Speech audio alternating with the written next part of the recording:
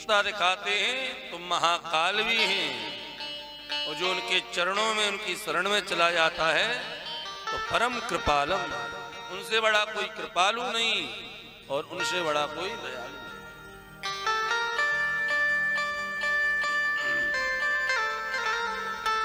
उनका नाम ही है आशुतोष।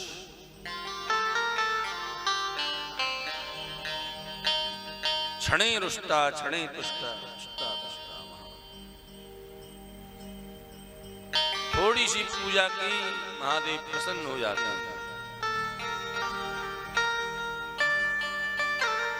और भगवान महाकाल की तो प्रतिज्ञा ही है, जो उज्जैन में महाकाल विराजे हैं, तीसरे नंबर का जो ज्योतिर्लिंग है,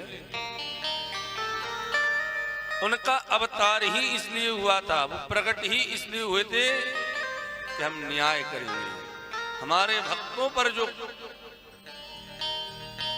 अत्याचार करेगा उन दुष्टों को दंड देने के लिए ही महाकाल आए थे।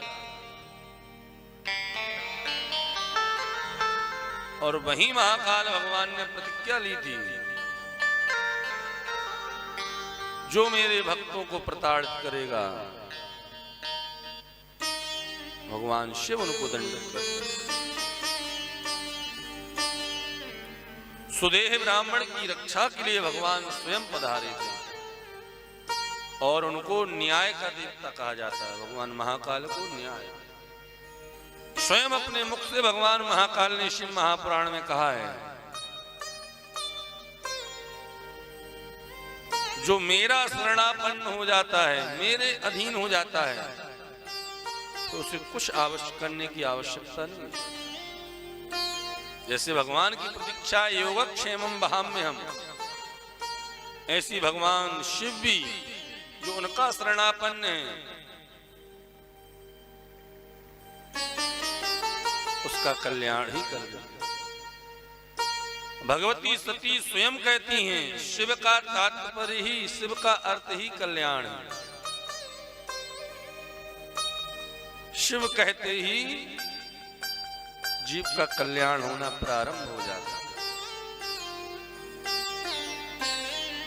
हरि हर दोनों में कोई भेद नहीं है।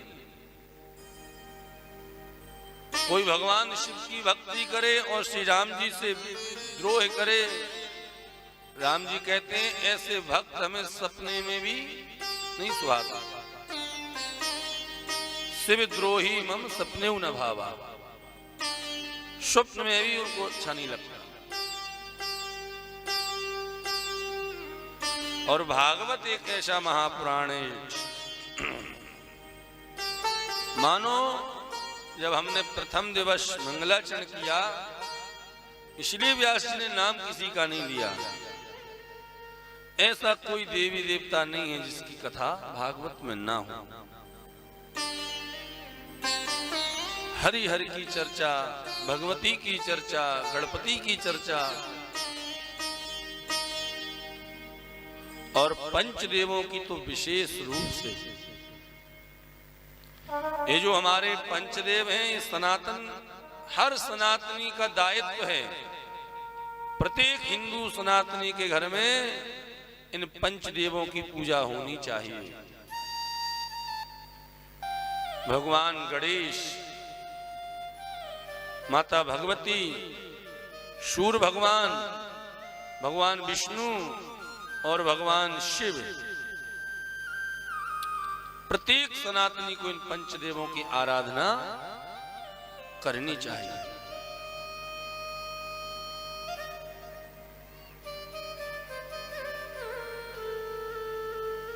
जैसे ही भगवान ने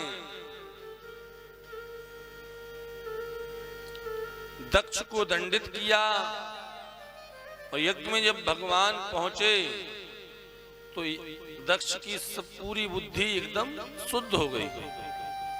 अभी अभिमान में था, जब बुद्धि शुद्ध हुई तो हाथ जोड़ के भगवान शिव की प्रार्थना, समझ गया कि शिव तत्व क्या है। अपनी बेटी सती का विरह भी सताना,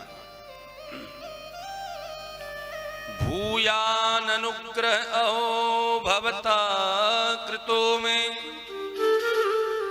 दंड स्वया मयि भृतो यद्यपि प्रलब्धः। दक्ष कहता है प्रभु आपने मुझे दंड नहीं दिया, आपने तो मेरे ऊपर अनुग्रह किया है। और जब बालक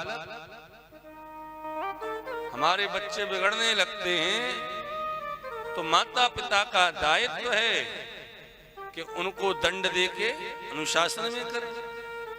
देखने में वो दंड लगता है लेकिन वास्तविक में वो होता अनुग्रह है।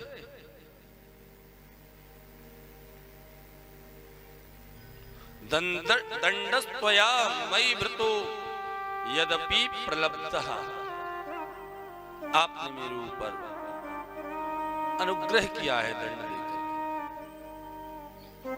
सुंदर प्रार्थना की, भगवान शिव ने आशीर्वाद दिया, जाओ तुम्हारा कल्याण हो। वही भगवती सती अब की बार पर्वतराज हिमाचल के यहां आई, नारद जी को गुरु मान करके तप किया और भगवान शिव से उनका विवाह हुआ। वो शिव पार्वती